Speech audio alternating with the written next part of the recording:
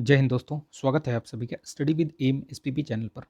दोस्तों, ये current affairs का डोज का वीडियो है ये, ठीक है। इसके पहले मैंने 1 तारीख से लगातार इस वीडियो को देना प्रारंभ किया है, तो आप लोग इसको देखते रहिए, ठीक है। आप इसको एक बार देख लीजिए। आप जो चीज़ें आप अगर आपने पढ़ भी रखी हैं तो रिवाइज़ हो जाएगा। इसमें करंट अफेयर्स बताता हूँ, प्लस स्टैटिक पोर्शन के बहुत सारे क्वेश्चन मैं कवर करता हूँ। तो अगर 10 से 12 क्वेश्चन मान लीजिए करंट अफेयर्स के हैं, तो आप इतने ही क्वेश्चन या इससे ज़्यादा आपके स्टैटिक पोर्शन के क्वेश्चन जो है वो कवर करता हूँ मैं। तो इस वीडियो को लाइक कीजिएगा, शेयर कीजिएगा दोस्तों में, और चैनल पर नए हैं तो सब्सक्राइब करके बेल आइकन जरूर प्रेस कर लीजिएगा, ताकि वीडियो का नोटिफिकेशन आपको मिलता रहे। परीक्षा से संबंधी कोई भी जानकारी देनी हो तो आप लोगों तक पहुँचती रहे। देखिए, आज 4 जनवरी है, तो 4 जनवरी को एक महत्वपूर्ण दिवस मनाया जाता है, ब्रेल दिवस मनाया जाता है। ब्रेल क्या है? बेसिकली ये जो आँखों से जिनको दिखता नहीं है, उनके लिए ये एक ब्रेल लिपि का आविष्कार किया था। ब्रेल महोदय थे, उन्हीं के नाम पर ये ब्रेल लिपि बनाई गई थी। आपने देखा होगा रेलवे डिब्बों में, रेलवे के जो कोचेज़ वगैरह होती हैं ना, उनमें लिखा रहता है वो उस तरीके से डॉटेड डॉटेड करके ना, उनकी एक अलग से ही वो ब्रेल लिपि होती है।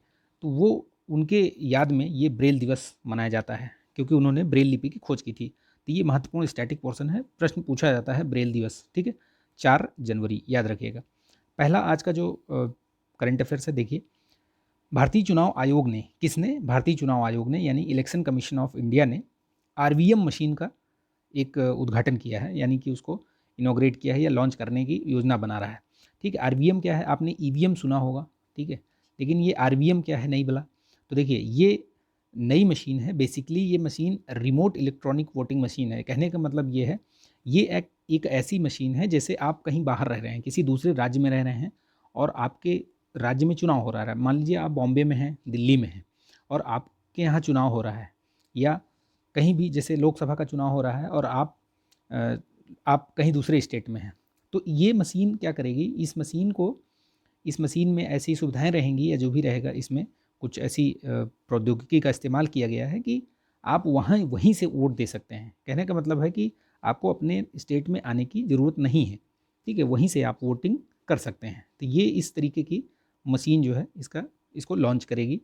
कौन लॉन्च करेगा ये भी याद रखिएगा। तो भारतीय जो चुनाव आयोग है वो लॉन्च करेगा।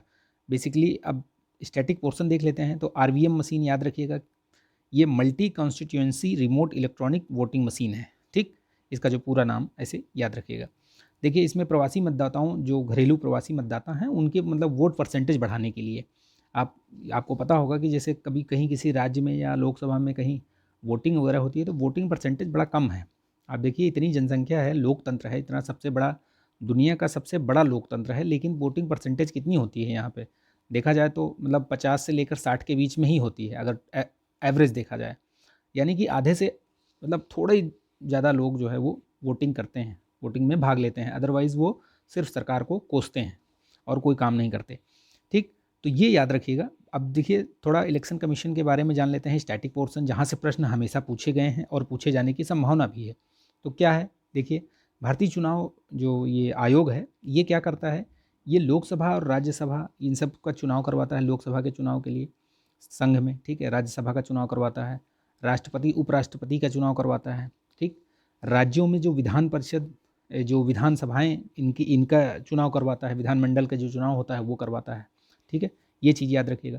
ये एक संवैधानिक, स्वतंत्र, स्वायत्त संवैधानिक संस्था है। स्वायत्त संस्था का मतलब ये हुआ कि ये डिसीजन जो है अपना जैसे खुद लेता है, ठीक है। कहने का मतलब स्वायत्त है, किसी के अंडर में इसमें नहीं है ये।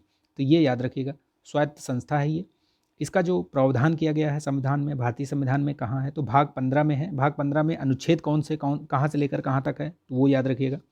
अनुच्छेद 324 से लेकर 329 तक, ठीक है। ये है जो भारतीय चुनाव आयोग है, इसकी स्थापना कब हुई थी? तो ये डेट याद रखिएगा, पूछा गया है ये प्रश्न। ये 25 जनवरी 1950 को, ये डेट महत्वपूर्ण है, याद रखिएगा। पहले ये शुरुआत में 1 सदस्यीय था, लेकिन अभी ये 3 सदस्यीय है, यानी कि 2 सदस्य इसमें, यानी एक मुख्य चुनाव आयुक्त रहेंगे और 2 चुनाव आयुक्त रहेंगे। तो याद रखिएगा, ये चीज़ महत्वपूर्ण थी, इसलिए मैंने आपको बता दिया इसको। चलिए, मतदाता दिवस के रूप में भी मनाया जाता, पूछा गया है ये। तो 2 दिवस मैंने आज आपको महत्वपूर्ण बता दिए। कौन से?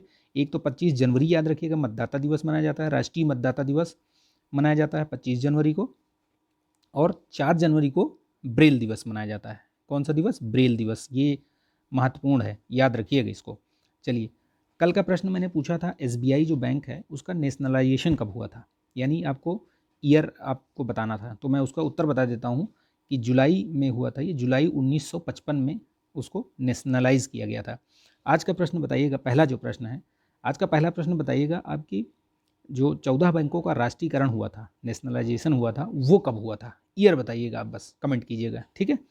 मुख्य चुनाव निर्वाचन आयुक्त जो होते हैं उनका कार्यकाल देख लीजिए, 6 वर्ष का होता है वैसे, या फिर 65 वर्ष तक की आयु, यानी कि 65 वर्ष की आयु होगी तो जो पहले होगा वो खत्म हो जाएगा, मतलब समाप्त हो जाएगा, ठीक है। चाहे तो 6 वर्ष होगा या फिर 65 वर्ष कंप्लीट हो गई आयु तो उनका कार्यकाल समाप्त हो जाएगा, ठीक है। नेक्स्ट देखते हैं दूसरा, आर्थिक सहयोग एवं व्यापार समझौता हुआ है, अभी लागू कर दिया गया है, बेसिकली हुआ था कुछ दिन पहले, हुआ था, न्यूज़ में भी था वो। आर्थिक सहयोग एवं व्यापार समझौता किसके साथ हुआ है? तो ये ऑस्ट्रेलिया के साथ हुआ है और इसको 29 दिसंबर से लागू कर दिया गया है। बेसिकली इसका मतलब समझिए आप, मतलब ये होता है कि जो आर्थिक सहयोग और व्यापार समझौता होता है ना, ये क्या है, एक दूसरे के देश, जो दो जिन देशों के बीच में ये समझौता लागू होता है वो एक दूसरे के व्यापार में सहयोग करते हैं। कहने का मतलब ये है कि एक दूसरे को प्रमोट करते हैं, ठीक है। जैसे अभी क्या है कि आपको पता है कि ऑस्ट्रेलिया एक ऐसा जो मतलब देश है, वहाँ पे बहुत सारे खनिज पदार्थ और ये सारी चीज़ें हैं, आपको यूरेनियम और ये सब रॉ मटेरियल्स वहाँ पे बहुत है। और ऑस्ट्रेलिया जो है वो ज़्यादातर, अधिकतर चीज़ें, मतलब बहुत सारी चीज़ें आप कह सकते हैं कि 80-90% चीज़ें वो इम्पोर्ट करता है, अपने यहाँ बनाता कम है, ठीक है।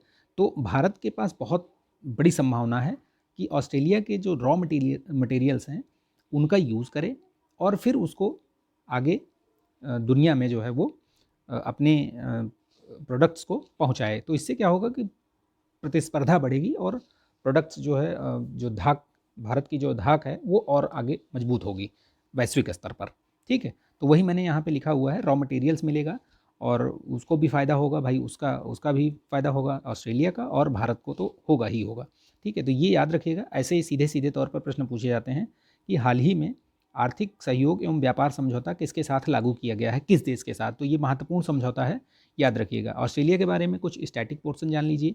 ये एक महाद्वीप है, ठीक है, महाद्वीप, द्वीपों का महाद्वीप कहलाता है, द्वीपों का द्वीप महाद्वीप है ये, ठीक है। बहुत सारे छोटे छोटे कॉन्टिनेंट जो द्वीप मिला करके ये द्वीप महाद्वीप बना है, ठीक है। ये छोटा द्वीप है ये का सबसे। तो आप ये याद रखिएगा। इसकी राजधानी याद रखिएगा, राजधानी क्या है? कैनबरा है, ठीक है। मुद्रा यहाँ ऑस्ट्रेलियन डॉलर चलती है, ये चीज़ महत्वपूर्ण है, याद रखिएगा। और ये क्वाड का मेंबर भी है। क्वाड का मेंबर, क्वाड क्या है? क्वाड एक बहुराष्ट्रीय एक मंच है एक तरीके से, उसमें 4 देश हैं। आप कमेंट करके बताइए कि उसमें कौन कौन से देश हैं, मैं बता दूंगा, ठीक है। आज का दूसरा प्रश्न बताइएगा कि क्वाड में कौन कौन से हैं। तो मैं 2 तो बता देता हूँ आपको, एक तो ऑस्ट्रेलिया हो गया मैंने बताया, और एक भारत है, ठीक है। एक और 2 और हैं इसमें क्वाड में, तो अब बताइएगा 2 कंट्री और कौन कौन सी हैं, ठीक है। तो देखिएगा, वो बताइएगा कौन कौन से हैं, ठीक। चलिए देखते हैं। हाँ, एक और महत्वपूर्ण समझौता हुआ था, ये भारत यूएई के बीच में व्यापक आर्थिक साझेदारी समझौता, ये 1 मई 2022 से लागू है। तो ये भी याद रखिएगा। ये समझौते क्यों होते हैं मैंने आपको बता दिया, उनसे क्या फ़ायदा होता है, ठीक है। चलिए नेक्स्ट देखते हैं, खेलो इंडिया यूथ गेम्स जो 2023 में जो होगा वो कहाँ पर होगा और उसकी क्या महत्ता है, क्या है वो जानिए, कौन सा संस्करण है, ये सब प्रश्न पूछे जाते हैं। तो ये जो खेलो इंडिया यूथ गेम्स है ये 2023 वाला, ये 5वां संस्करण है और ये मध्य प्रदेश में होगा। मध्य प्रदेश में कब से कब तक? 31 जनवरी से लेकर 11 फरवरी तक होगा, विभिन्न जगहों पर होगा। तो एमपी पीसीएस वाले भी ध्यान दीजिएगा, क्योंकि एमपी पीसीएस में इस तरीके के प्रश्न, वहाँ का जो एमपी का करंट है वो पूछा जा सकता है, और नेशनल लेवल पर तो पूछा ही जाएगा ये, ठीक है। विशेष चीज़ जो याद रखने वाली चीज़ है कि आप याद रखिएगा प्लेस, स्टेट याद रखिएगा कि मध्य प्रदेश में होगा, और इसका संस्करण जरूर याद रखिएगा कि 5वां है ये। इसकी शुरुआत 2018 में हुई थी। शुरुआत में इसको खेलो इंडिया स्कूल गेम्स के नाम से जाना जाता था, लेकिन 2019 में इसका नाम बदलकर खेलो इंडिया यूथ गेम्स रख दिया गया, ठीक। तो ये याद रखिएगा। इसमें 27 प्रतिस्पर्धाएं होंगी और पहली बार इसमें वाटर स्पोर्ट्स को शामिल किया गया है। तो ये महत्वपूर्ण है।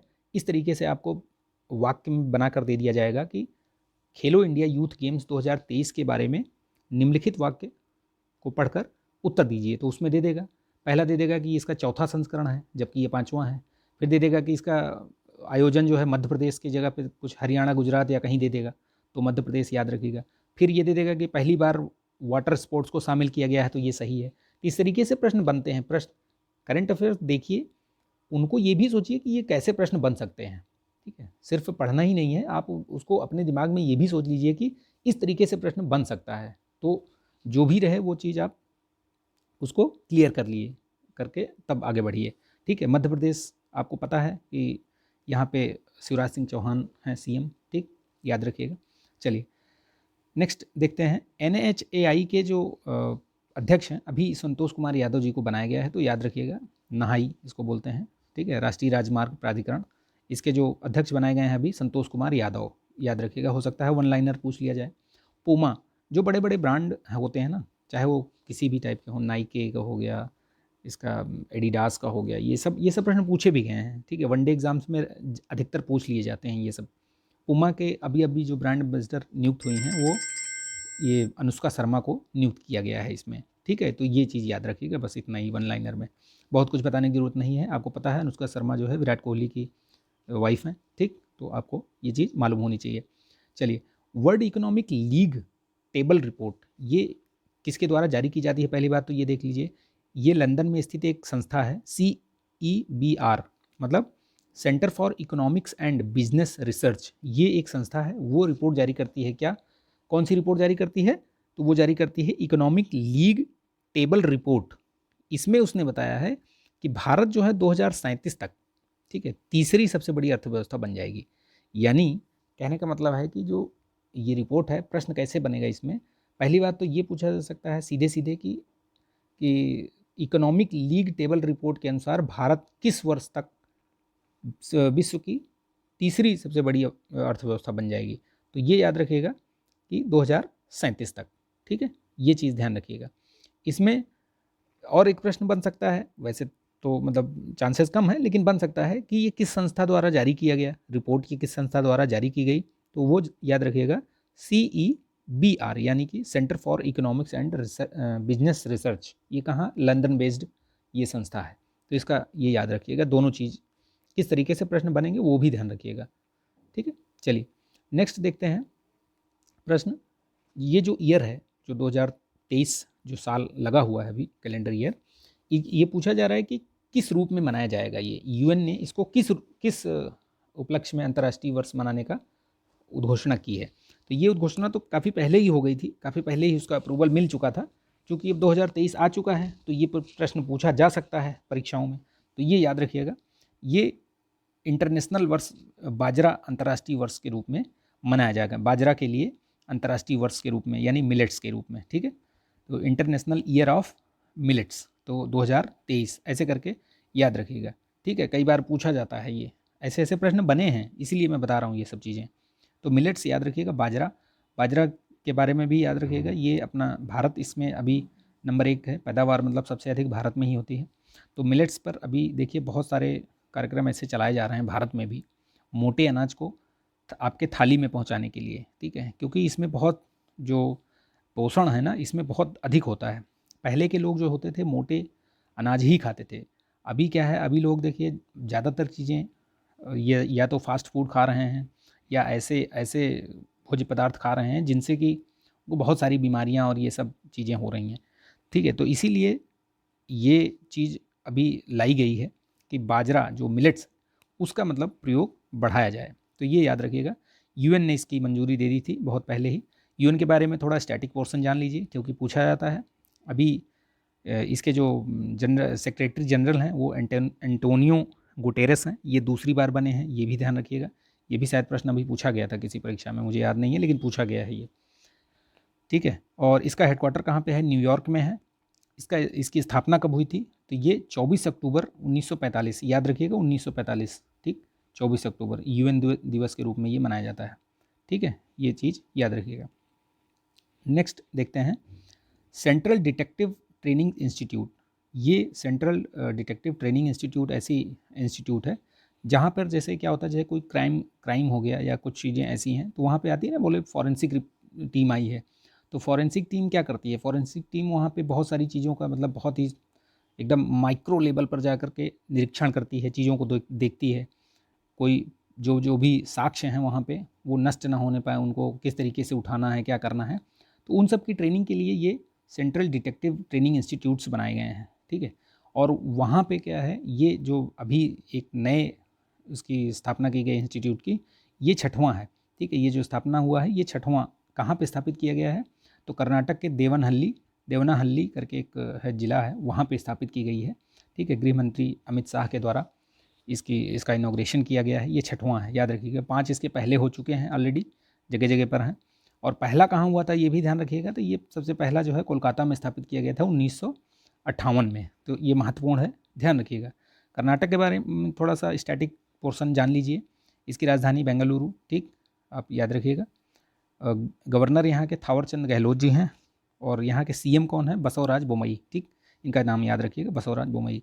कर्नाटक में बांदीपुर राष्ट्रीय उद्यान है, बहुत फेमस है, कई बार परीक्षाओं में पूछा जाता है, बांदीपुर मैचिंग में आ जाता है, तो कर्नाटक ये याद रखिएगा।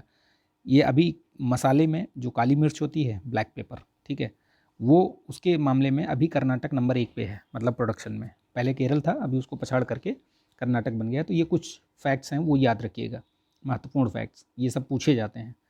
जश्न चिल्लई कला, ये क्या है, ये एक फंक्शन, एक तरीके का प्रोग्राम है, एक तरीके का उत्सव है, जिसमें जम्मू कश्मीर के जो जितने भी युवा लोग हैं वो इसमें पार्टिसिपेट करते हैं। विभिन्न प्रतिस्पर्धाएं होती हैं इसमें, गीत, संगीत, नाटक और ये सारी चीज़ें, और भी बहुत सारी चीज़ें होती हैं। और उसमें प्रोत्साहित किया जाता है बच्चों को, पुरस्कार भी दिया जाता है। तो ये करवाया किसके द्वारा जाता है, ये सीआरपीएफ द्वारा करवाया जाता है, याद रखिएगा। ये भी पैरामिलिट्री फोर्स है, ये सीआरपीएफ द्वारा करवाया जाता है। तो ये चिल्लई कला, 2 चीज़ें इसमें याद रखने वाली चीज़ है। एक तो कहाँ पर हुआ, तो ये JNK में हुआ, जम्मू कश्मीर में, ये याद रखिएगा किस राज्य में हुआ, ठीक। और ये किसके द्वारा तो संपन्न कराया गया, तो ये सीआरपीएफ द्वारा संपन्न कराया गया। सीआरपीएफ के बारे में कुछ स्टैटिक पोर्शन जान लीजिए, जो कि परीक्षा के लिहाज से महत्वपूर्ण है। जैसे इसकी स्थापना कब हुई थी, तो 1939 में। इसका हेडक्वार्टर कहाँ है, नई दिल्ली में है। और इसके अभी जो डायरेक्टर जनरल हैं वो कौन है, तो सुजॉय लाल थाउसेन करके हैं, नाम याद रखिएगा, सुजॉय लाल थाउसेन, ठीक, ये नाम याद रखिएगा। तो ये इस तरीके से मैंने इसमें आपको आज का करंट अफेयर्स बता दिया।